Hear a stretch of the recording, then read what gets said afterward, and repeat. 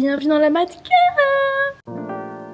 Stella Batcave. Ouais. Effectivement, on est sur un spot assez aléatoire pour le coup. On est dans une grange, donc écoutez, j'avais envie de faire cette vidéo debout, donc je me suis dit go for it en fait. Comme ça, je peux faire mon intro là-bas. Eh oh, ça résonne. Bref, la vie, c'est instable. Et moi, j'aime pas être dans l'instabilité. La plupart de mes vidéos, ça va être parle, exprime-toi, dis, montre, va-t'en, reste, fais des choses, agis. Et là, je sais pas vous mytho qu'en ce moment, ben, j'ai des idées de vidéos, il y a plein de trucs, mais genre dans ma tête, c'est un vide profond. Et c'est un vide qui fait du bruit. C'est drôle parce que le vide, ça fait pas de bruit. Mais c'est un vide qui fait du bruit. Et qui est pesant. Est-ce que je suis dans une période de ma vie où je sais pas trop quoi faire. Je pense que ça nous arrive tous quand on a fini le lycée, les études sup, on est dans un truc en mode on n'est pas indépendant financièrement, on est dépendant, mais on n'est pas non plus, on est totalement dépendant également de notre avenir et de nous. On choisit, on n'est plus trop libre, mais on est quand même obligé de rester sous nos parents. C'est donc compliqué de s'infirmer. Qu'est-ce qu'on fait de notre vie? Qu'est-ce qu'on veut faire plus tard? Si je réussis pas, je fais comment? Et puis si je flop, après je vais finir sous un pont. J'ai plus d'argent, j'ai pas d'argent. Qu'est-ce que je fais? Je veux mon indépendance, mais en même temps, si je peux pas mon argent, j'habite chez maman et papa. Si maman et papa pas de moi, je fais comment pour revenir? Et blabla. Et ça fait trop de choses dans la tête, genre trop brouillé, comme des œufs. En mode, mais qu'est-ce que je vais faire de ma vie, quoi, finalement? Je sais pas ce que je veux faire. Je veux faire ça, même si j'ai un bac+3, je vais faire quoi? Je fais des posts, je mets machin, je vais sur Indeed, je mets machin, je suis pas prise, j'ai pas d'entretien. Après, je suis prise, mais en fait, c'est que ça dure que comme machin. Après, je suis très mal payée. Après, blablabla. Après, je sais pas faire les papiers. Enfin, vraiment, la vie, de passer à être chez papa et maman, à être tout seul dans son appartement, c'est un espèce de big step où genre c'est toi et toi-même. Soit t'arrives à te réguler toi-même et félicitations. T'arrives à aller à la fac, tu te lèves, tu vas travailler, tu vas à la BU, tu travailles et t'as une espèce de motivation, t'es acharné, t'es régulier dans tes projets de vie. Et ça c'est super. Ou alors t'es plutôt instable, t'as du mal à te réguler, tu fais pas les courses donc y en a pas. Si tu fais pas manger, bah tu manges pas. Il y a pas de course, tu fais pas manger, tu manges pas. Et t'es fatigué, donc tu vas pas en cours. Tu vas pas en cours, t'as pas d'avenir, t'as pas d'argent. C'est assez compliqué. Mais je pense que ça s'organise.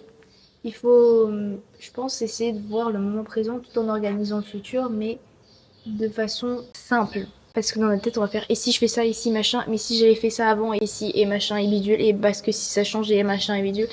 Et là, après, on vit dans un truc où on est bloqué, quoi. En fait, l'anxiété nous ronge de l'intérieur. On est en mode, mais qu'est-ce que je vais faire plus tard? Genre, et si je sais pas ce que je veux faire?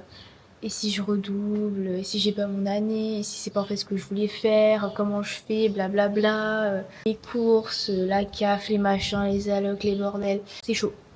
C'est très chaud. Je pense le truc qui fait un peu plus de mal à la fac, dans les études supérieures, c'est d'arriver à se faire des amis. Parce que généralement, les amis du lycée, c'est rare qu'on les garde, on peut les voir de temps en temps, les vrais amis.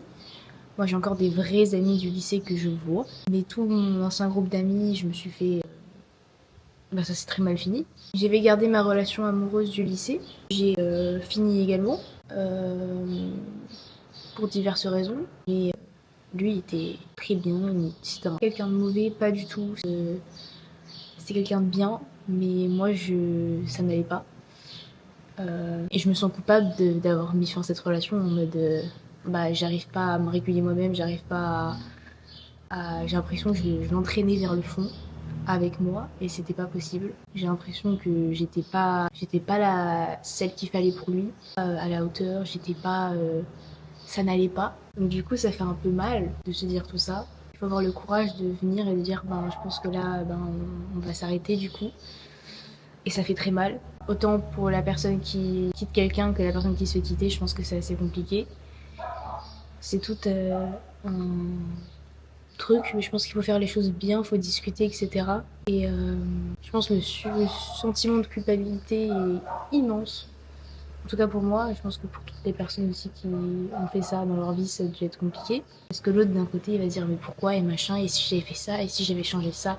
Et Du coup, d'être vraiment seule en études supérieures, c'est assez compliqué.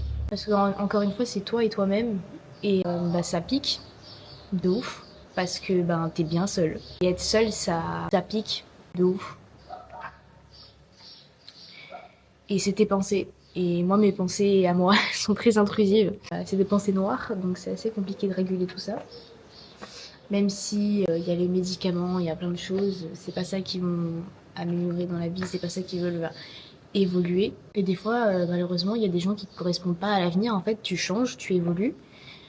Que ce soit le toi du lycée et le toi d'études supérieures, c'est pas du tout pareil. Parce que ça va être une version de toi améliorée, entre guillemets. Pas la meilleure version de toi, c'est une autre version de toi. C'est une version qui est différente. C'est-à-dire que, comme a dit ma mère, il y a des... c'est comme si tu étais un train, il y a des gens qui vont rentrer et sortir à chaque arrêt de ta vie. Il y en a qui restent pour une bonne partie, qui vont rester même toute ta vie. Il y en a qui s'en vont à un certain moment donné et c'est comme ça.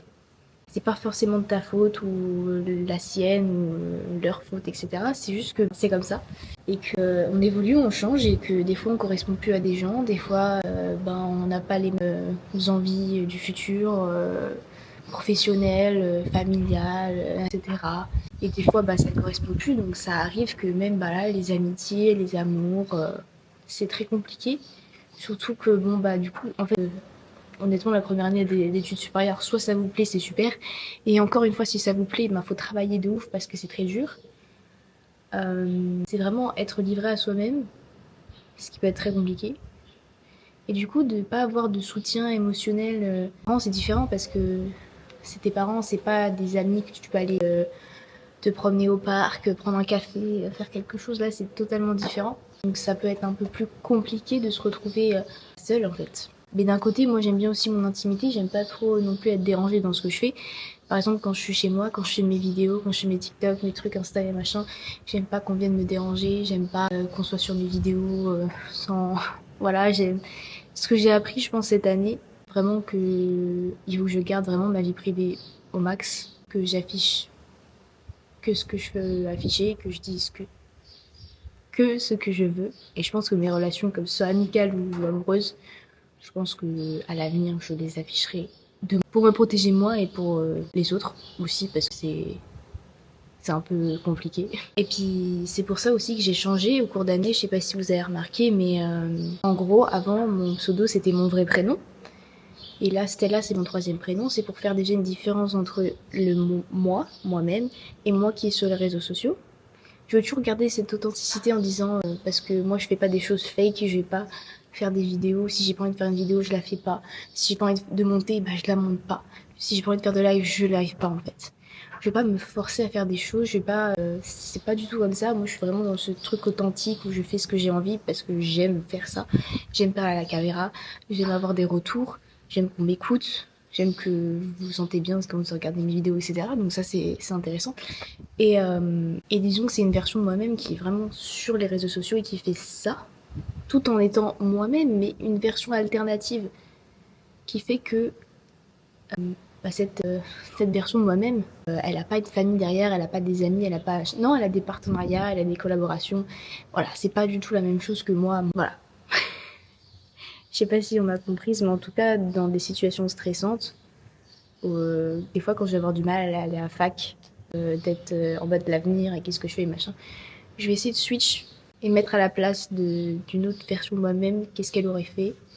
Ok, si j'avais fait ça, j'aurais fait quoi. Ok, le chemin là, bon bah alors. Sur le moment, c'est la question à se poser vraiment, je pense que quand on a de l'anxiété, c'est sur le moment, qu'est-ce que je peux faire. Et bah des fois, très généralement, bah, on peut rien faire en fait. La seule chose c'est attendre, poser machin, et donc du coup ça... plein de choses. Bref, j'espère que ça vous a plu, n'hésitez pas à vous abonner, à liker.